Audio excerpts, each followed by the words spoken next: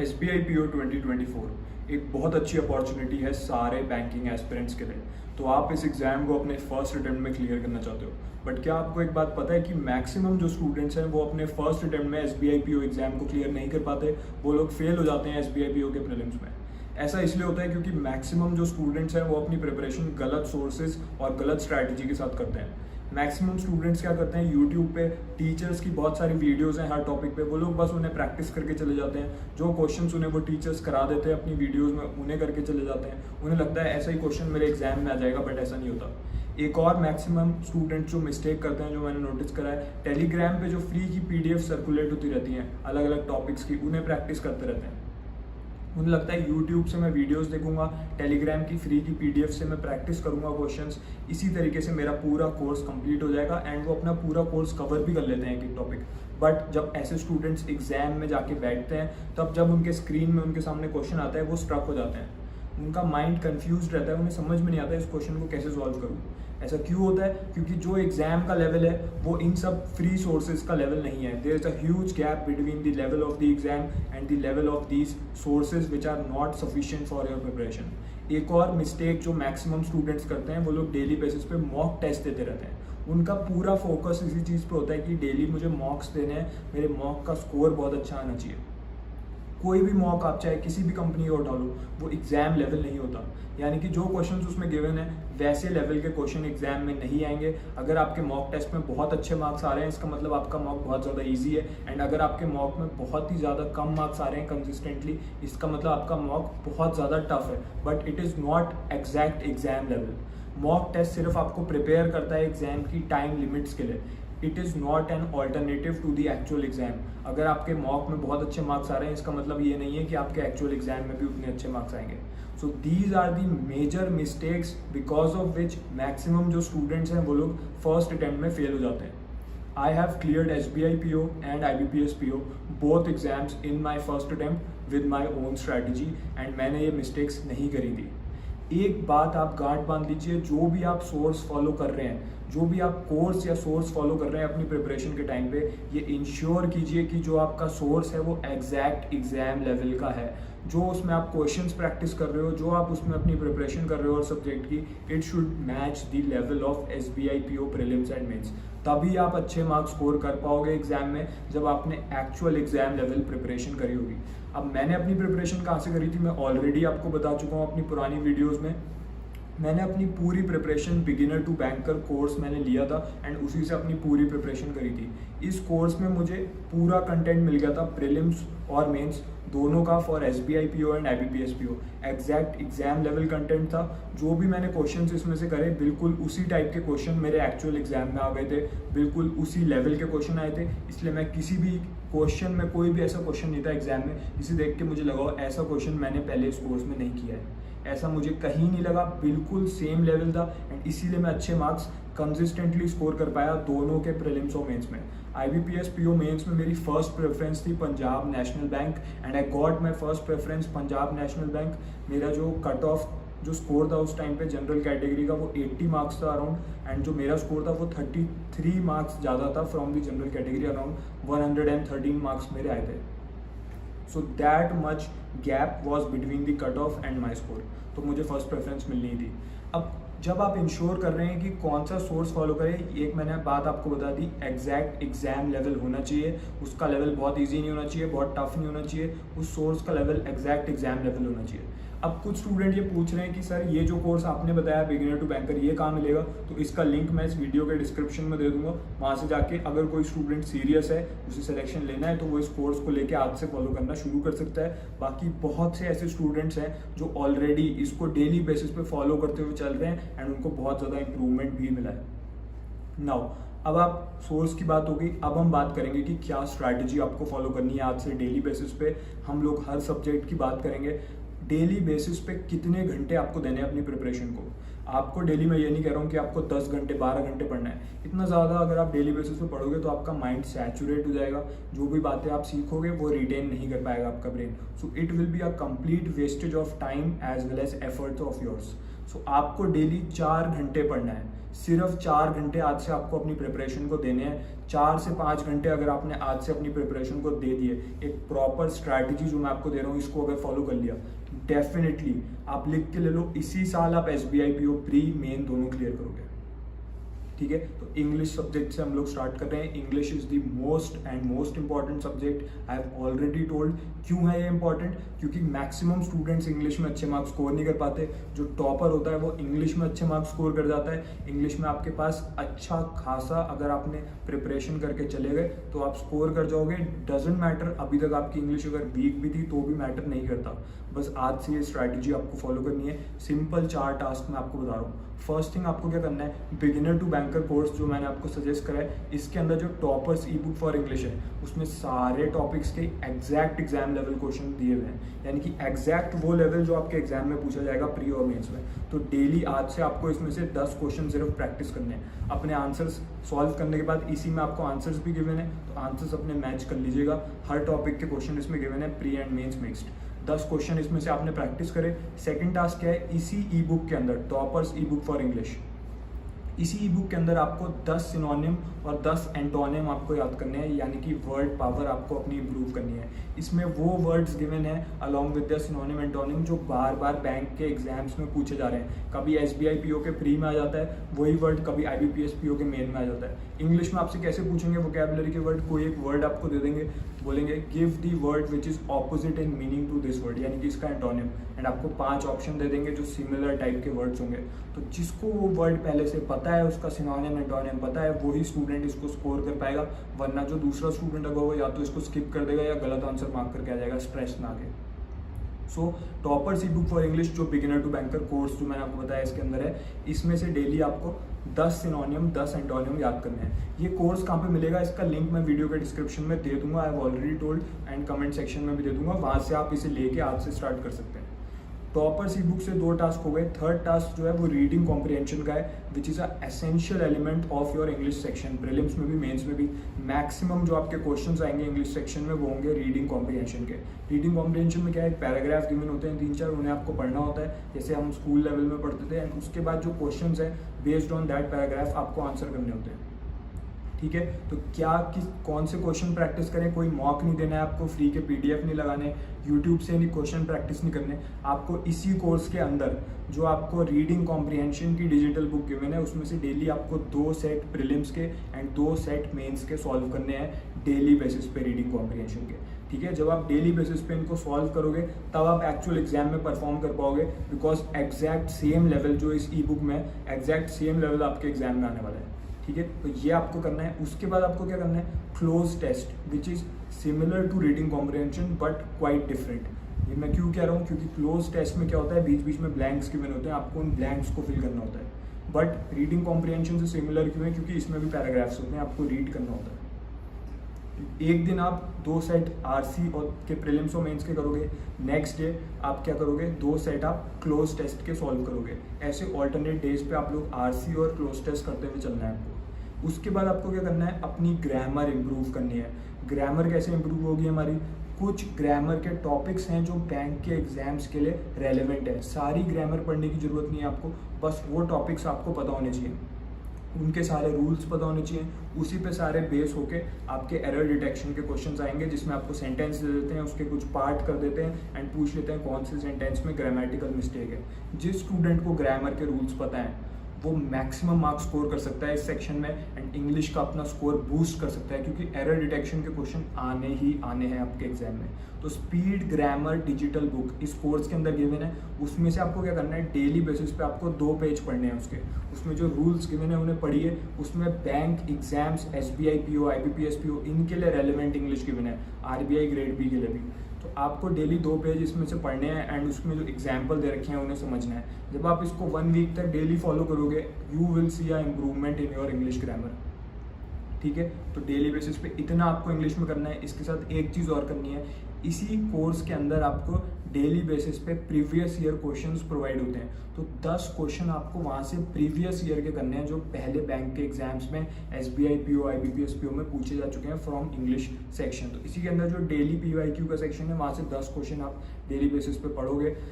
दिन भर में इंग्लिश में बस इतना करना है आपको, कितना टाइम लगेगा इसमें? 40 से 50 मिनट में सारे टास्क आपके हो जाएंगे। 40 to 50 मिनट्स इंग्लिश को दीजिए। मैक्सिमम मार्क्स आपने अगर इंग्लिश में स्कोर कर लिए तो कट ऑफ से बहुत ज़्यादा मार्क्स आप स्कोर कर जाओगे, प्रीलिम्स में भी, मेंस में भी, in your overall cut off. अब हम लोग बात करेंगे मैथ्स की और रीजनिंग की, कि दोनों चीज़ें बहुत ज़्यादा सिमिलर हैं एंड मैक्सिमम स्टूडेंट्स के इसमें एवरेज मार्क्स आते हैं। तो ऐसा क्या करें कि हमारी स्पीड भी ज़्यादा हो सबसे एंड एक्यूरेसी भी ज़्यादा हो। 30 मिनट्स, आधा घंटा आपको यूट्यूब को देना है। मैंने आपको ये नहीं बोला कि आपको यूट्यूब को बिल्कुल छोड़ देना है। YouTube is a good source but it is good for learning your concepts and brushing up your basics and strengthening your basics. तो 30 मिनट्स डेली आप मैथ्स का जो भी टीचर आपको पसंद है उसकी 30 मिनट्स कोई एक टॉपिक की वीडियो देखिए, ठीक है, एंड 30 मिनट्स आप रीजनिंग की वीडियो देखिए। इतना टाइम आपको यूट्यूब को देना है, इससे ज़्यादा टाइम आपको यूट्यूब पे वेस्ट नहीं करना है, वरना आपकी पूरी प्रिपरेशन डाउनफॉल हो जाएगा उसका, ठीक है। 30 minutes for quant, 30 minutes for reasoning. Basic concept का एक एक टॉपिक उठाइए, उसका बेसिक कंसेप्ट का वीडियो देखिए। उसके बाद बिगिनर टू बैंकर कोर्स जो मैंने आपको सजेस्ट करा है, इसके अंदर आपको शॉर्ट ट्रिक्स की वीडियो मिलेगी जिसमें आपको सिखाया जाएगा कि कैसे किसी भी क्वेश्चन को 10 से 15 सेकंड में इजीली आप सॉल्व कर सकते हो। वो शॉर्ट ट्रिक, वो आपको सीखनी है, शॉर्ट ट्रिक्स। उसके बाद आप शॉर्ट ट्रिक्स की वीडियो देखोगे, मैथ्स की एक वीडियो देखोगे, एक वीडियो रीजनिंग की देखोगे। पहले आप मैथ्स कीजिए, उसके बाद आप रीजनिंग कीजिए। तो पहले मैथ्स की एक हमने 30 मिनट्स की यूट्यूब वीडियो देखी, उसके बाद हमने एक शॉर्ट ट्रिक्स की वीडियो देखी कोर्स के अंदर। फिर हमने कोर्स के अंदर जो बेसिक क्वांट की ई बुक है उसमें बेसिक लेवल के क्वेश्चन दे रखे हैं, जिससे आपका बेस जो है वो बना रहेगा। डेली बेसिस पे उसमें से 10 क्वेश्चन आपको सॉल्व करने हैं। 10 क्वेश्चन आपने सॉल्व करे, अपने आंसर मैच करे, ठीक है। प्रेफरेबली जो टॉपिक आप यूट्यूब में देख रहे हैं उसी टॉपिक को प्रैक्टिस करने की कोशिश कीजिएगा।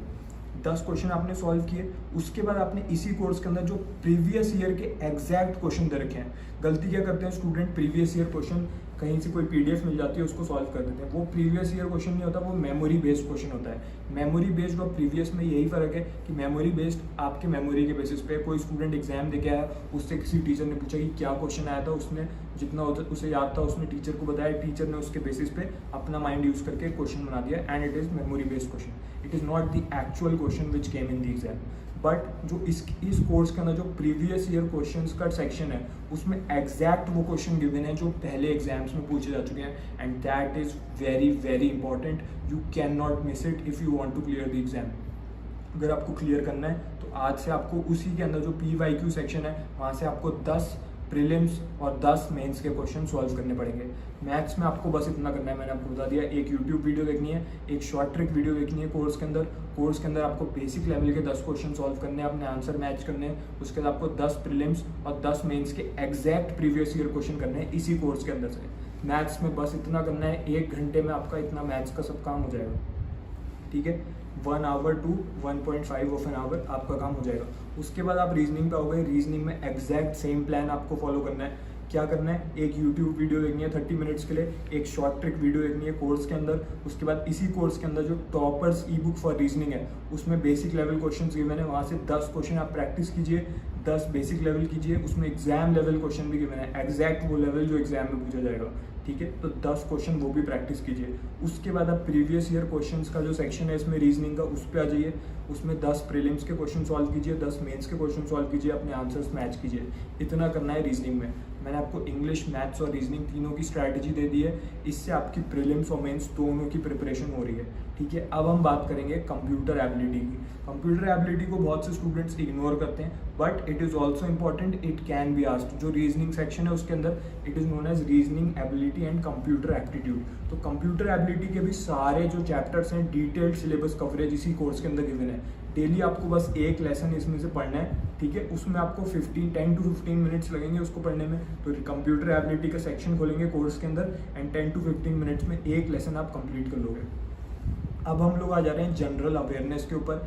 क्या जनरल अवेयरनेस हमें प्रीलिम्स क्लियर करने के बाद पढ़नी है? नो, ये मिस्टेक आपको नहीं करनी। एक और मिस्टेक जो है, सिर्फ और सिर्फ करंट अफेयर पढ़ के चले जाते हैं स्टूडेंट, वो भी मिस्टेक आपको नहीं करनी है, ठीक है। करंट अफेयर सिर्फ 30 से 40% क्वेश्चन आएंगे करंट अफेयर के आपके एग्जाम में जनरल अवेयरनेस सेक्शन में। बाकी जो क्वेश्चन रहेंगे वो रहेंगे static banking, static financial affairs and government policies. ये सब कहाँ से मिलेगा? इसी कोर्स के अंदर 301 GA ई बुक है, उसके अंदर सारे इंपॉर्टेंट टॉपिक्स के 301 MCQ MCQ क्वेश्चन दे रखे हैं जो बार बार एग्जाम्स में पूछे जा रहे हैं। कभी किसी फॉर्म में RBI का कोई क्वेश्चन पूछ लेता है, फिर नेक्स्ट एग्जाम में जब IBPSP होता है तो उसी क्वेश्चन को रीफ्रेम करके पूछ लेते हैं 1-2 साल बाद।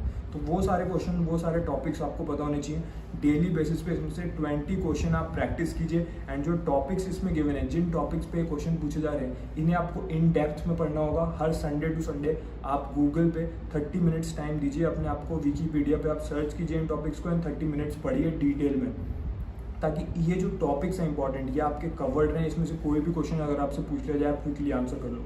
करंट अफेयर्स कहाँ से फॉलो करें? इसी कोर्स के अंदर आपको वीकली करंट अफेयर्स का एक कोर्स मिलता है, जिसमें वीकली बेसिस में आपको करंट अफेयर भी प्रोवाइड होते रहते हैं। तो वहाँ से आप वीकली करंट अफेयर कवर करते हुए चलेंगे। मैं आपको सजेस्ट करूँगा कि आप अप्रैल मंथ से स्टार्ट करें फॉर दिस ईयर। अप्रैल से करंट अफेयर्स कवर करना स्टार्ट कीजिए फ्रॉम अप्रैल मंथ, ठीक है। तो करंट अफेयर हो गया 40%, बाकी का जो 60% है static, banking, static, financial and government policies, वो GA 301 MCQ ई बुक से करना है, ठीक है। और कुछ भी फॉलो करने की जरूरत नहीं है। द हिंदू रीड करने की जरूरत नहीं है। You are not going to give IAS exam, ये बैंक का एग्जाम है, ठीक है। तो 301 MCQ e book, 20 questions daily, and Sunday को जो टॉपिक्स उसमें गिवन है उन पे डेप्थ में हम पढ़ेंगे। कहाँ से? गूगल से। GA भी बता दिया। डिस्क्रिप्टिव राइटिंग, डिस्क्रिप्टिव राइटिंग आप प्रीलिम्स क्लियर करने के बाद स्टार्ट कर सकते हो। आई वुड सजेस्ट, अगर आपकी इंग्लिश थोड़ी सी वीक है तो आप अभी से संडे टू संडे उसको हाफ एन आवर दे सकते हो। डिस्क्रिप्टिव राइटिंग में क्या होता है? आपको लेटर लिखना होता है, आपको एस्से लिखना होता है। कुछ चॉइसेस आपको दे रखी होती है, उसमें से एक लेटर आपको लिखना है एंड एक एस्से आपको लिखना है, ठीक है।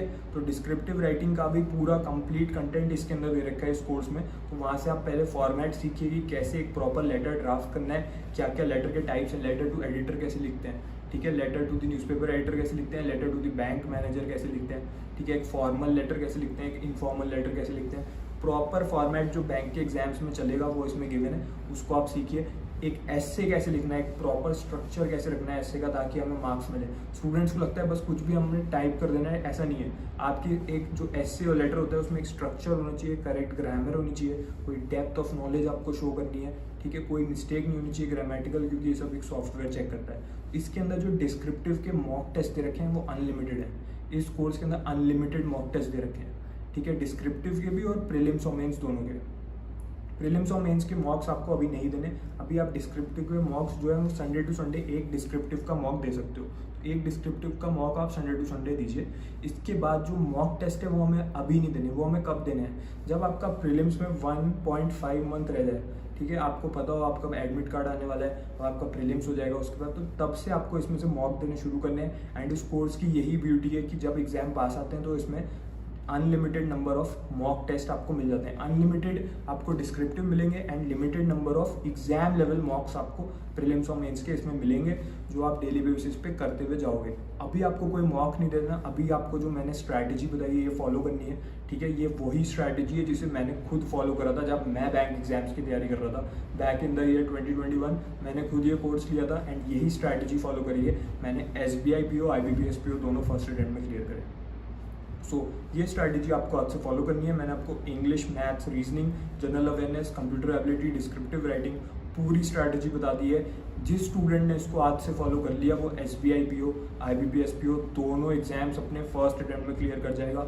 मॉक टेस्ट भी इसी के अंदर गिवन है, मैं रीइटरेट कर रहा हूँ। मॉक टेस्ट अलग से कोई खरीदने की जरूरत नहीं, इसी में आपको एग्जाम टाइम में पूरा मॉक का एक्सेस अनलॉक हो जाता है। इसके अलावा क्या है, इंटरव्यू की गाइडेंस भी इसी के अंदर गिवन है। इसमें इंटरव्यू गाइड आपको मिल जाता है, इसमें आपको पूरा सब कुछ सिखा दिया जाता है कि कैसे इंटरव्यू की आपकी कंप्लीट प्रिपरेशन हो जाएगी। तो जिस भी स्टूडेंट को सिलेक्शन लेना है, इफ़ यू आर सीरियस, अगर आपको सच में इस साल SBI PO क्लियर करना है या IBPS PO क्लियर करना है, आप अपने पेरेंट्स को प्राउड फील करना चाहते हो, तो आज से स्ट्रैटेजी शुरू कर दीजिए। जो स्टूडेंट ने आज से इसको फॉलो कर लिया, डेफिनेटली आप इसी साल सिलेक्शन ले जाओगे। एंड जब आपका सिलेक्शन होगा, आप पीछे मुड़ के देखोगे तो आपको याद आएगा कि आज के दिन मैंने अपनी सही टाइम पे सही डिसीजन लेके सही स्ट्रैटेजी फॉलो कर ली थी एंड मेरा सिलेक्शन हो गया।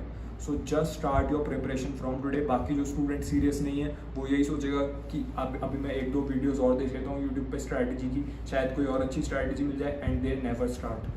एंड इसी वजह से मैक्सिमम स्टूडेंट्स फेल हो जाते हैं। सारी नॉलेज मैंने आपको दे दी है, सब कुछ बता दिया है कि कैसे प्रिपरेशन करनी है। अब भी अगर आप स्टार्ट नहीं करते हो then it is your choice and that is why you will succeed और fail, it all depends on you.